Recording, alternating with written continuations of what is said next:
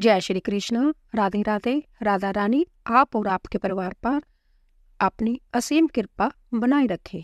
आज हम जानेंगे कि क्या कलयुग में भी भगवान दर्शन देते हैं। कृष्ण नगर के पास एक गांव में एक ब्राह्मण रहते थे। वह ब्राह्मण पुरोहिती का काम करते थे। एक दिन जजमान की जहां पूजा कराकर घर लौटते समय उन्होंने रास्ते में देखा कि एक साग वाली एक और बैठी साग बेच रही थी। भीड़ लगी है, कोई साग तुलवा रहा है तो कोई मोल कर रहा है। पंडित जी रोज उसी रास्ते जाते हुए साग वाली को भी वहीं देखते। एक दिन किसी जान पहचान के आदमी को साग खरीदते देखकर वह भी वहीं खड़े हो गए। उन्होंने देखा साग वाली के पास एक पत्थर का बाट है। उसी से वह 5 सेर वाले को 5 सेर और 1 सेर वाले को 1 सेर साग तोल रही है। एक ही बाट सब तोलों में समान काम देता है। जय देख पंडित जी को बड़ा आश्चर्य हुआ। उन्होंने साग वाली से पूछा, तुम इस एक ही पत्थर के बाट से कैसे सबको तोल देती हो? क्या सबका वजन ठीक उतरता है? पंडित जी के परिचित व्यक्ति ने कहा, हाँ पंडित जी, यह बड़े अचरज की बात है।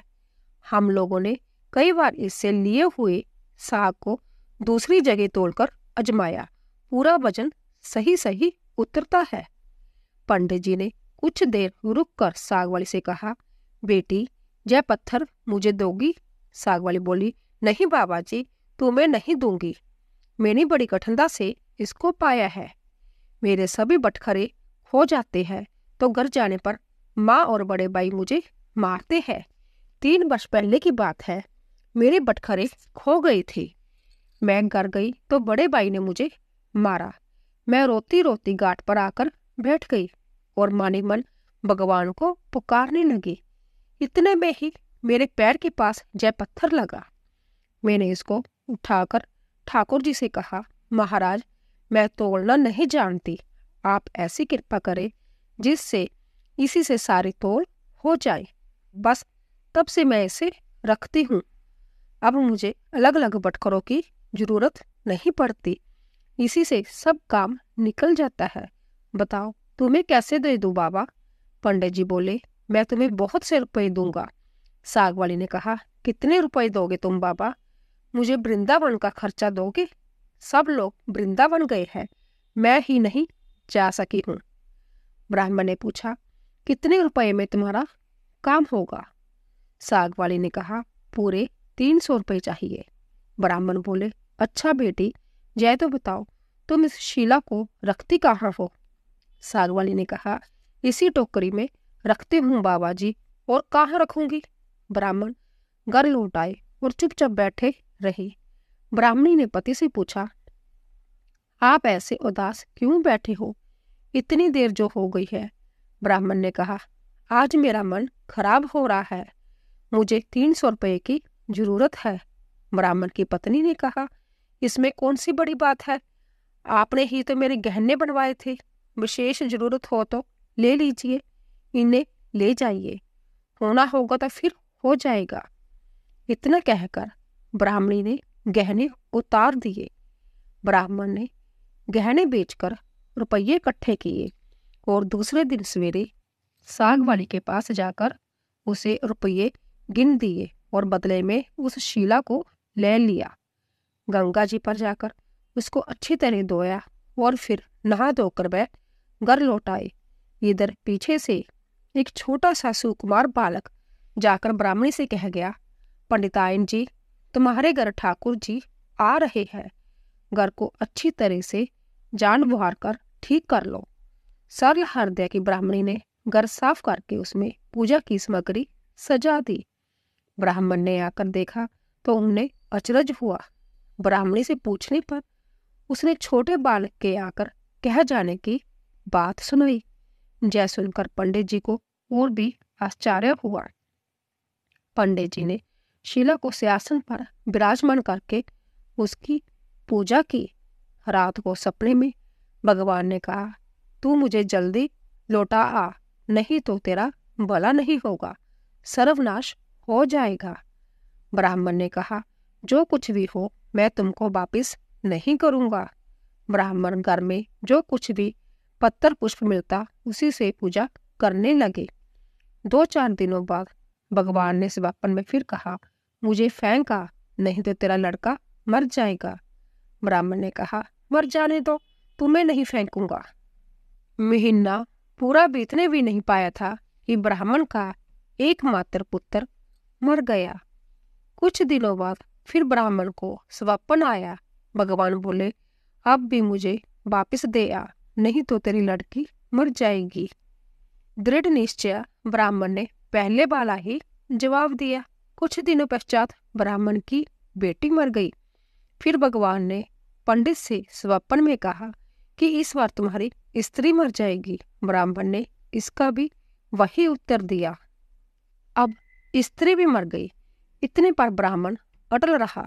लोगों ने समझा यह पागल हो गया। कुछ दिन बीतने पर स्वप्न में फिर भगवान ने कहा, देख अब भी मान जा, मुझे लौटा आ, नहीं तो 7 दिनों में तेरे सिर पर बिजली गिरेगी। ब्राह्मण बोले, गिरने दो, मैंने तुम्हें उस साग वाले की गंदी टोकरी में नहीं रहने दूंगा, यही मैंने प्रण ले रखा है। ब्राह्मण ने एक मोटे कपड़े में लपेटकर भगवान को अपनी पीठ पर मजबूती से बांध लिया। ब्राह्मण हर समय ऐसे ही उन्हें बांधे रखते। खड़क खड़कर बिजली कौंधती नजदीक आती पर लौट जाती। अब 3 ही दिन शेष रह गए थे।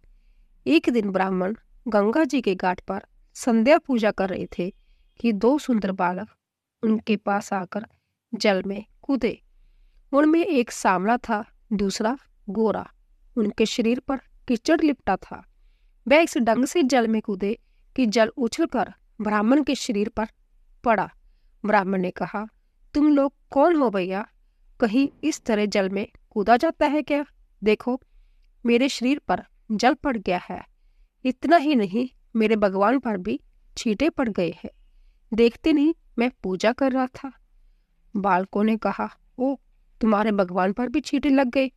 हमने देखा नहीं बाबा, तुम गुस्सा ना होना। पंडित जी ने कहा, नहीं भैया, गुस्सा कहाँ होता हूँ, बताओ तो तुम किसके लड़के हो? ऐसा सुंदर रूप तो मैंने कभी नहीं देखा। कहाँ रहते हो भैया? कैसी अमृत गोली मीठी बोली है तुम दोनों की। बालकों ने कहा, बाबा हम तो यही रहते हैं। पंडित जी बोले, भैया क्या फिर कभी मैं तुम लोगों को देख सकूंगा? बच्चों ने कहा, क्यों नहीं बाबा, पुकारते ही हम आ जाएंगे। पंडित जी के नाम पूछने पर उन्होंने कहा, हमारा कोई एक नाम नहीं है, जिसका जो मन होता है उसी नाम से वह हमें पुकार लेता है। सांवला लड़का इतना कहकर बोला, लो मुरली, जरूरत होता भी इसे बजाना, बजाते ही हम लोग आ जाएंगे। दूसरे गोरे लड़के ने एक फूल देकर पंडित जी से कहा, बाबा इस फूल को अपने पास रखना, तुम्हारा सदा मंगल होगा। वह जब तक वहां से चले नहीं गए, ब्राह्मण एक टक दृष्टि से उनकी ओर आंखें लगाए रहे। मन ही मन सोचने लगे, कितने सुंदर है दोनों, कभी फिर इनके दर्शन होंगे। ब्राह्मण ने फूल देखकर सोचा, फूल तो बहुत बढ़िया है, कैसी मनोहर सुगंध आ रही है इसमें, पर मैं इसका क्या करूंगा और रखूंगा भी कहाँ? इससे अच्छा है राजा को ही दे आऊं। पंडित जी ने जाकर फूल राजा को दे दिया। राजा बहुत प्रसन्न हुए। उन्होंने उसे महल में ले जाकर बड़ी रानी को दिया।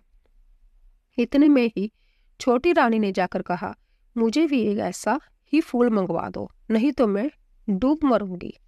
राजा दरबार में आए और सिपाहियों को उसी समय पंडित जी को खोजने भेजा।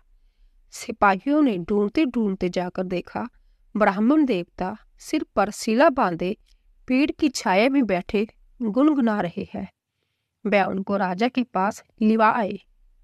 राजा ने कहा, महाराज वैसा ही एक फूल और चाहिए।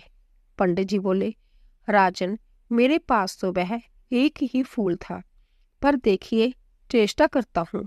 ब्राह्मण उन लड़कों की खोज में निकल पड़ा। अकस्मात उन्हें मुरली वाली बात याद आ गई। उन्होंने मुरली बजाई। उसी क्षण गोरे श्याम की जोड़ी प्रकट हो गई।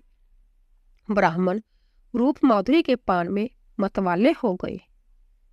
कुछ देर बाद उन्होंने कहा, बेया वैसा एक फूल और चाहिए। मैंने तुम्हारा दिया हुआ फूल राजा को दिया था। राजा ने वैसा ही एक फूल और मांगा है। गोरे बालक ने कहा, फूल तो हमारे पास नहीं है, परंतु हम तुम्हें एक ऐसी जगह ले जाएंगे जहां वैसे फूलों का बगीचा खिला है। तुम आंखें बंद करो। ब्राह्मण ने आंखें मूंद ली। बच्चे उनका हाथ पकड़कर ना मालूम किस रास्ते से बात ही बात में कहाँ ले गए। एक जगह पहुंचकर ब्राह्मण ने आंखें खोली। देखकर मुग्ध हो गए। बड़ा सुंदर स्थान है। चारों ओर सुंदर सुंदर वृक्षलता आदि पुष्पों की मधुर गंध से सुशोभित है। बगीचे के बीच में एक बड़ा मनोहर महल है। ब्राह्मण ने देखा तो वह बालक गायब थे। वह साहस करके आगे बढ़ा। महल के अंदर जाकर देखता है, सब ओर से सुसज्जित बड़ा सुरम्य स्थान है। बीच में एक दिव्य रत्नों का सिंहासन है। सिंहासन खाली है। पंडित जी ने उस स्थान को मंदिर समझकर प्रणाम किया। उनके माथे पर बंधी हुई ठाकुर जी की शिला खुलकर नीचे गिर गई।